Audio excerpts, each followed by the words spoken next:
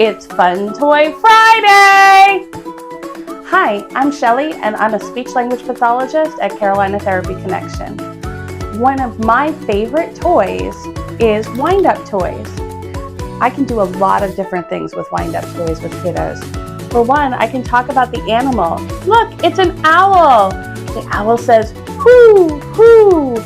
We can also work on ready, set, go!